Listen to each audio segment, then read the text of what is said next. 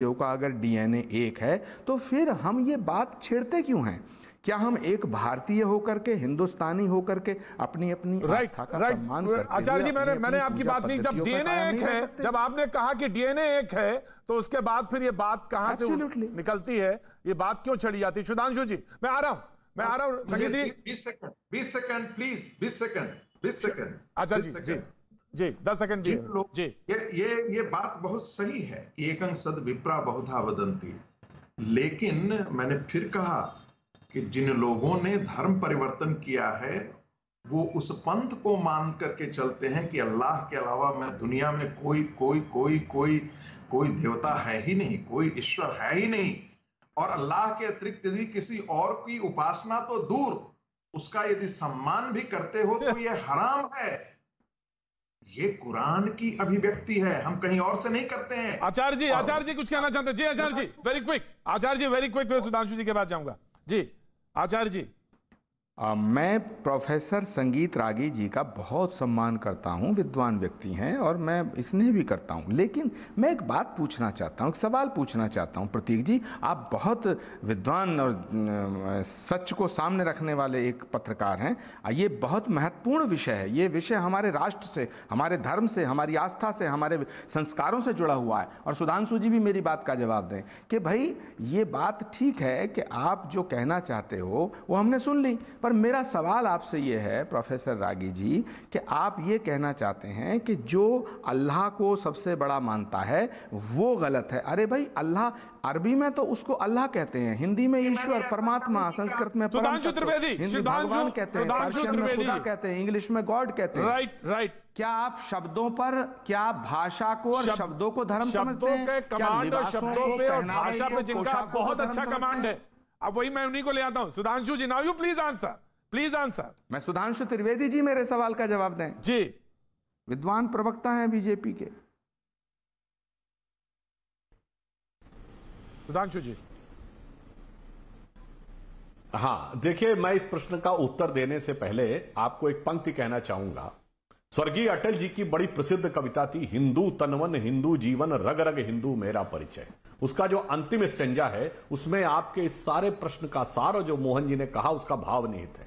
वो है कि आजकल काबुल भी बहुत ज्यादा न्यूज में है ना, तो उसमें काबुल का भी उल्लेख है। वो ये है कि होकर स्वतंत्र मैंने कब चाहा मैं कर लूं जग को गुलाम, मैंने तो सदा सिखाया है करना अपने मन को गुलाम। गोपाल राम के नामों पर कब मैंने अत्याचार किया, कब दुनिया को हिंदू करने घर घर में नरसंहार किया। कोई बतलाए काबुल में जाकर कितनी मस्जिद तोड़ी।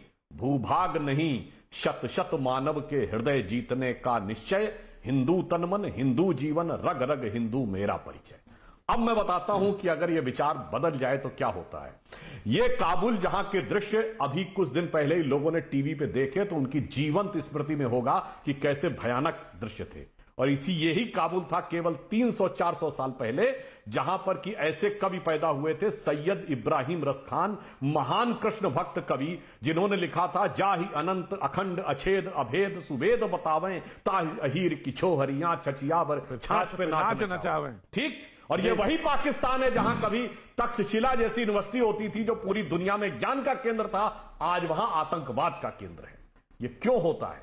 आपने अच्छी बात कही आचार्य जी ने कि यदि सब समान हैं तो यह अंतर क्यों है? कारण यह रहता है कि डीएनए समान होने से भी संस्कार अलग अलग हो जाएं। तो मैं चुनौती से कहता हूं, अगर हिंदू को कोई रिलीजन मानता है तो it is the only religion in the world which has having no concept of conversion.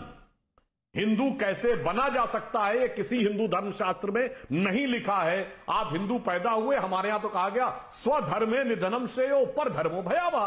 अपने अपने धर्म का पालन करो, काहे बात का झगड़ा। That's why India is the only major country in the world which never went for invasion. इसलिए ना हमारे यहां कन्वर्जन है, ना हमारे यहां इन्वेजन है। हम दुनिया को जीतने में विश्वास नहीं करते, अपने को जीतने में विश्वास करते हैं। दुनिया जीतने वाला वीर, और हमारे यहां भगवान महावीर क्यों है? अपने को जीतने वाले। एक आचार्य जी से मैं मतभेद रखता हूं, एक मिनट। आचार्य जी, अल्लाह का ट्रांसलेशन गॉड नहीं है।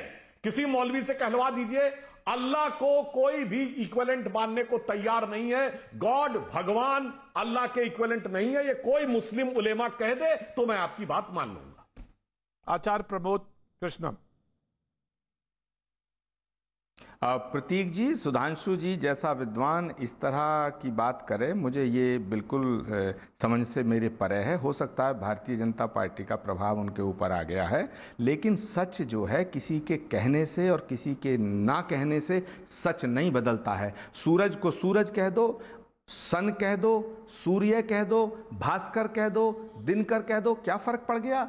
ईश्वर कह दो, अल्लाह कह दो, पर्शियन में खुदा कह दो, परवरदिगार कह दो, ईश्वर कह दो या परमात्मा कह दो, परम तत्व कह दो, भगवान कह दो, क्या फर्क पड़ गया?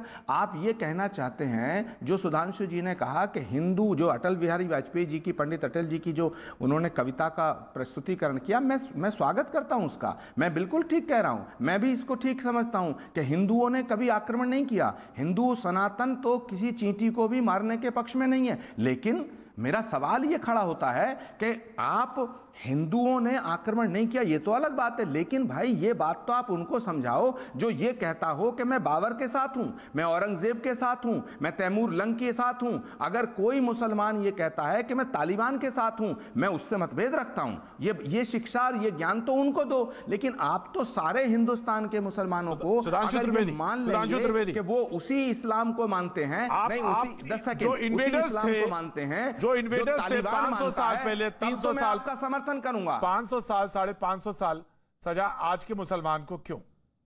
सुधांशु त्रिवेदी।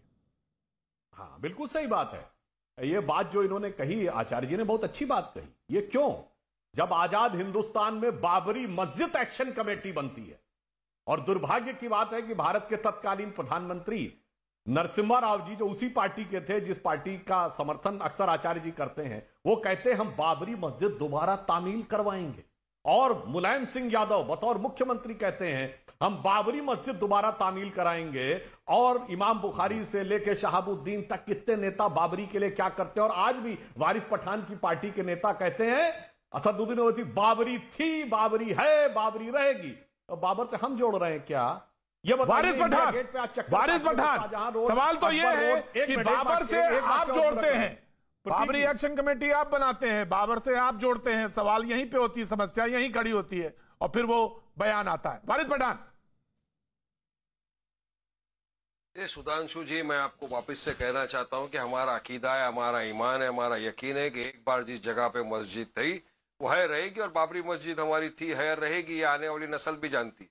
अब बात रही सवाल के इस तरह के जो बयानबाजियां आ रही है, तो मैं बताऊं प्रतीक जी, क्योंकि यूपी का चुनाव आ रहा है, तो अब ये शुरू हो जाएगा हेटरेट की, नफरत की ये राजनीति फैलाने का। अब कौन बड़ा हिंदू? मोदी ने तो पहले कह दिया मैं बड़ा हिंदू, राहुल गांधी ने कहा था कि मैं जनेदार हूं हिंदू। अब तो फाइट हो रही है पोस्टर की भी मोदी और योगी के बीच में कि इसमें से कौन बड़ा हिंदू है। तो इनके पास विकास